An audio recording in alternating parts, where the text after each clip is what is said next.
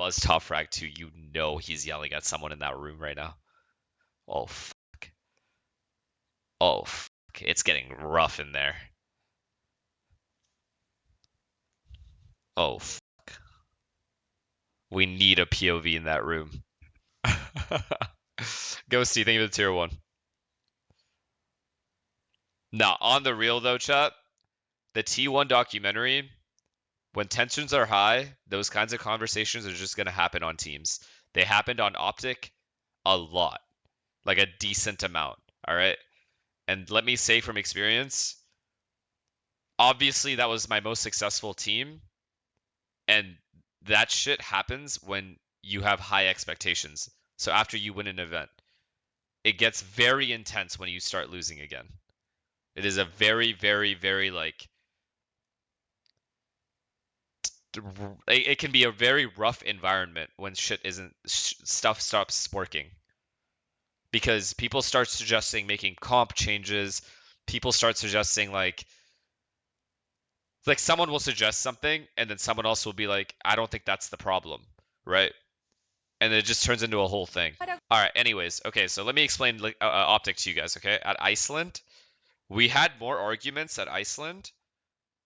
Okay, no, we didn't. We had more arguments at Berlin. Champs was the big one. We had a lot of arguments there. But we had a lot of arguments at Champs and Copenhagen as well. Like, it was bad. All right? And if there was a camera on us and OPTIC posted footage of, like, what was happening in that prac room, you would have felt like, you'd have been like, oh, this is an unacceptable thing to say to a teammate. Which, by the way, you might be right, right? Like, that is a completely fair thing to say from a fan perspective, just watching the game without knowing the intensity behind the game. But when the camera is in the room after you just lose a big game, shit sometimes just hits the fan. People are going to say shit. People are going to say shit, and I'm sure they, like, squash it later, or maybe, like, they apologize later and they call it. But you guys don't see that in the camera because it's not fucking videotaped after. All right? So just because you see intense moments on camera after a match loss, where like you can't construct a whole viewpoint on a player just based off of that because the context matters, and the context is that it is very high emotion. It was a highly emotional situation to be in, so it makes sense that it didn't surprise me at all when I watched the doc. Actually, it didn't surprise me at all, the things that they were saying. I've seen much worse. I've seen, like, honestly, that shit was nothing. And, like, you wouldn't believe some of the other stuff, like, at least in the time that I played, that I've seen. All right? It's just not fucking, you just don't have a camera in the room. We had a rule of not having a camera in the fucking room because we don't want that shit getting leaked. Because it's between the team, it stays between the team, period. Which was worse, CS or Valorant? Definitely Val. Val just got intense because think about it. When you're like, okay, when we were on OPTIC, right? We were like obliterating our region for like a while in that time period. So when we would lose a match to someone after coming back, like when we won Iceland and we came back home, right? That next split, if we lost a match, it would be very intense. If we like lost, like afterwards, like what the fuck? Did we just really lose to these guys? Because in all our heads, right? You feel like you should be dominating everybody when you come back from a win. And then when you start losing and you get humbled, it's very hard to accept that. It's a very, very hard to accept that. Just is. Yeah, because of ego, high confidence, high intensity, how much the matches matter. It's like a big thing. So it's mainly, you'll see it the most intense emotions from a team that's like just won and then starts losing. That's the worst part. Is like you are winning and then you immediately start losing right after. That's when it's like at its worst. That's when you're going to see the worst out of some players. You think that happened to Fnatic? I'm not going to presume to know what other teams are saying and doing. I'm just telling you from my experience what I've seen. And from my experience, this T1 shit, I'm not surprised at all. And it happens, I'm sure, to other teams as well. It's just not fucking, there's just no camera in the room recording it. And I swear to you, if OPTIC ever recorded my teammates in a prac room and then posted it, I would leave that team the next day. I'd be fucking furious. because of how intense those conversations are and how personal those conversations are. Ain't nobody wanting that to get out. Period. Like, no, there were no physical altercations. There was never any physical altercations ever in any of my teams ever. There was only one time in Counter-Strike where, middle of a match, one of my teammates asked another teammate to step outside. It happened one time, and that is the only time someone has asked to fight someone else on any of my teams. It was in Counter-Strike. It wasn't in Valorant. You would not even guess the people. You wouldn't be able to guess the people. Subrosa. Yeah, Yasina's asking to fight someone. Oh, wait. Okay.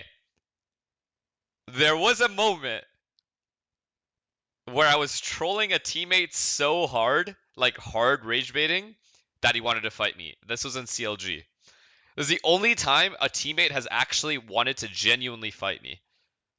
And also asked me to step outside. It was in... I can't say. Never mind. Hazed? Why would Haze? Haze is like the nicest guy ever. He would never. But Haze knows who it is. All of my close friends know who it is. I can't believe I forgot about that.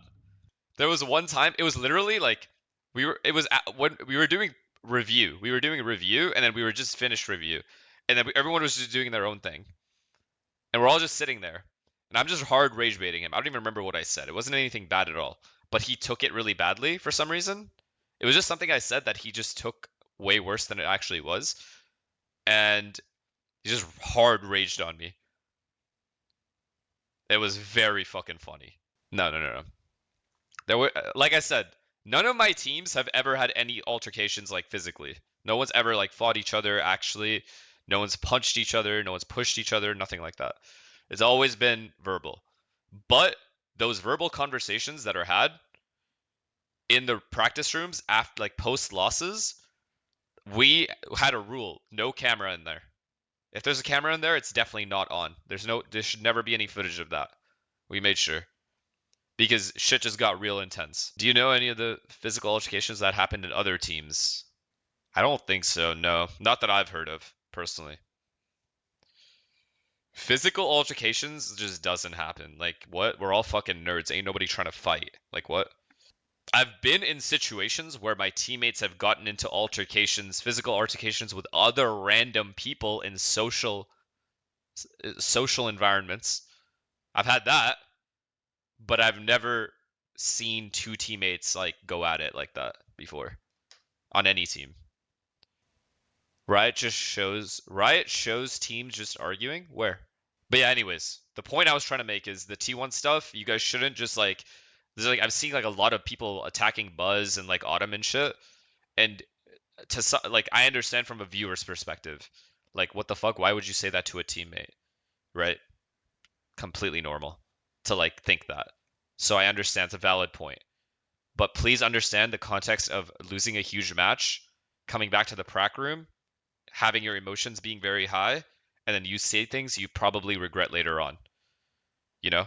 Because you just word it wrong or whatever. Because you're just like in the moment, you know? Just like angry, you're not thinking straight. You're just kind of saying exactly what your emotions are telling you to say. Mid-match is kind of weird. Okay, I agree with that. You should not be putting your teammate down mid-match, ever. Ever in any universe, you should not be making it so your teammate loses confidence in a match.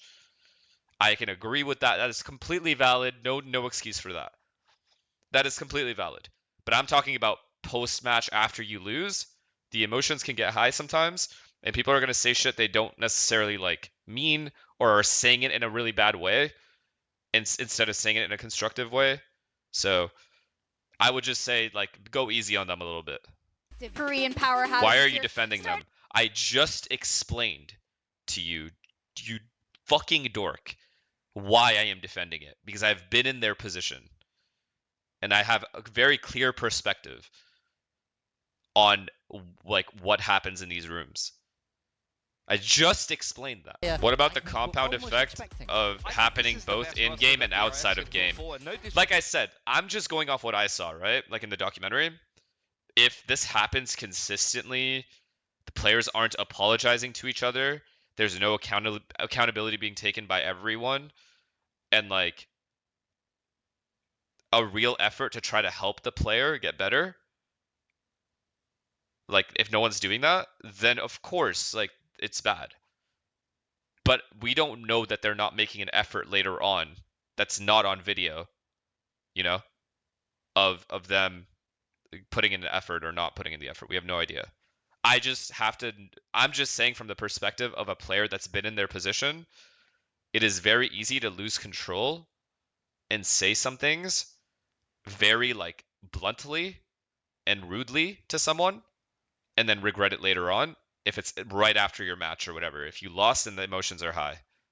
I don't know. I think we need to have a one-on-one interview with Sylvan.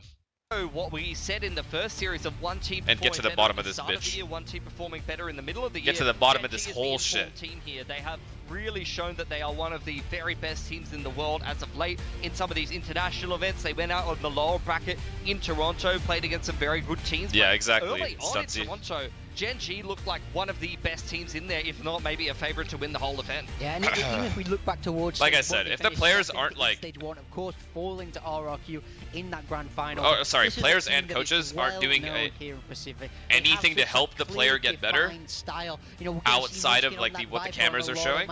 Then that's a problem. Has now kind of emerged as almost the star of this team. If they do apologize, the team should record it. No? For that kind of role, but I mean.